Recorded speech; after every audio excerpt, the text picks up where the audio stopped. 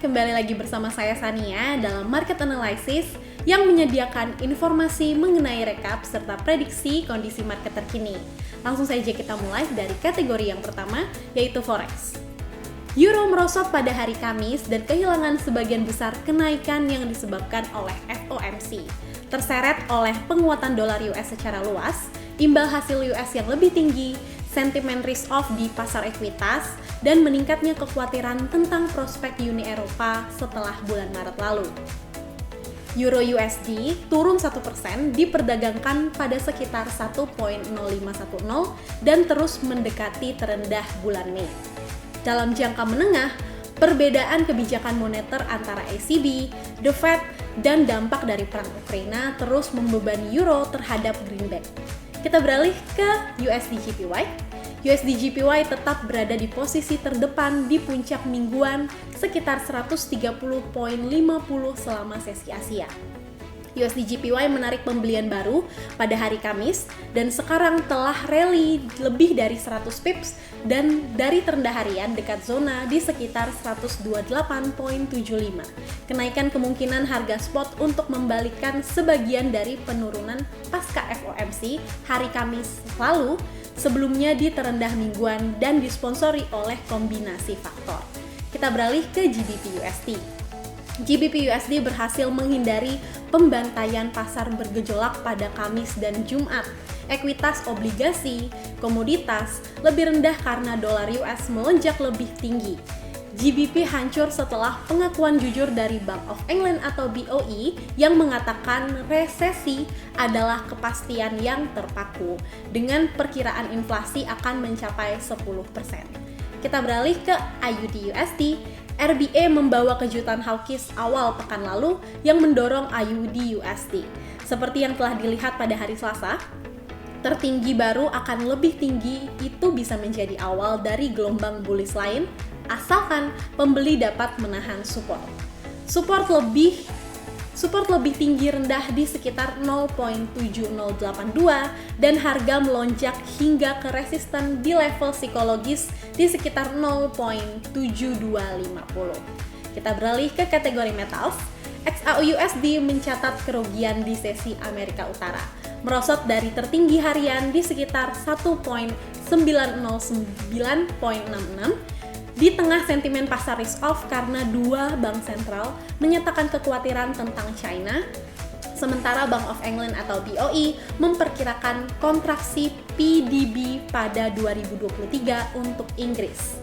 Pada 1.0878.51, XAUUSD turun 0.14%, tetapi di bawah terendah Maret 2022 lalu di sekitar 1.890. Emas tetap bias netral ke bawah, menelusuri kembali lompatan sebelumnya ke tertinggi mingguan di sekitar 1.909.66 sehari setelah keputusan The Fed tentunya. Kita beralih ke kategori futures.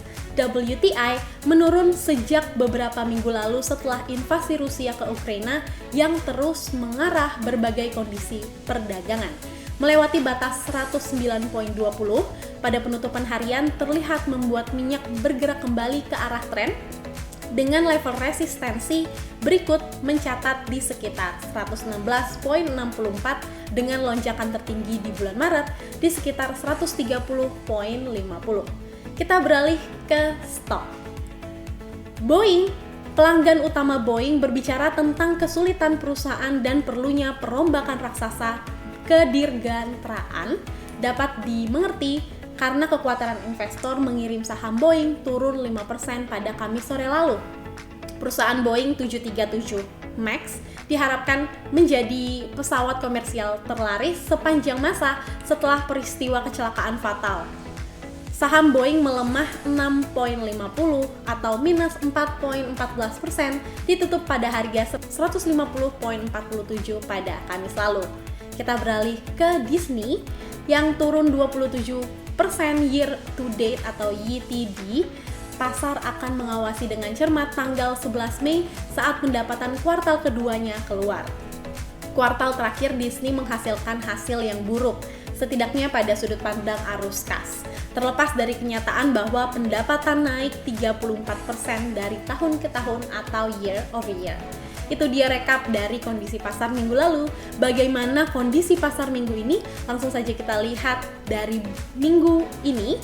Hari Senin 9 Mei, The Fed Bostic Will Speech, BOJ Monetary Policy Meeting Minutes, dan Balance of Trade April China di sekitar 538 US dollar dari sebelumnya di 47,38 billion US dollar. Kita beralih pada hari Selasa, NAB Business Confidence April Australia di sekitar 12 dari sebelumnya di sekitar 16. ZEW Economic Sentiment Index Maret Denmark di sekitar minus 40 dari sebelumnya minus 41. The Fed Bostic will speech again, dan Jerman Buba Presiden Nagel will speech. Dan pada hari Rabu 11 Mei, The Fed Master will speech, dan inflation rate year over year April China di sekitar 1,6% dari sebelumnya di 1,5%. Inflation rate month over month final April Denmark di sekitar 0,8% dari sebelumnya di 2,5%. ECB Presiden Lagarde will speech, dan akan ada OPEC minutes, dan inflation rate year over year April US di sekitar 8,8% dari sebelumnya di 8,5%.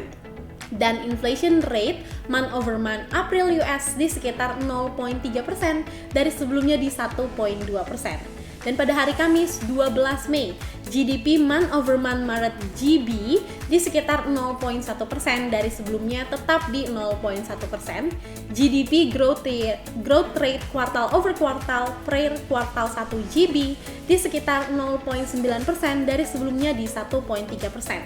PPI month over month April US di sekitar 0,5% dari sebelumnya di 1,4%, dan core PPI month over month April US di sekitar forecast 0,6% dari sebelumnya di 1%, dan initial jobless claim 7 Mei US di sekitar 205K dari sebelumnya di 200K.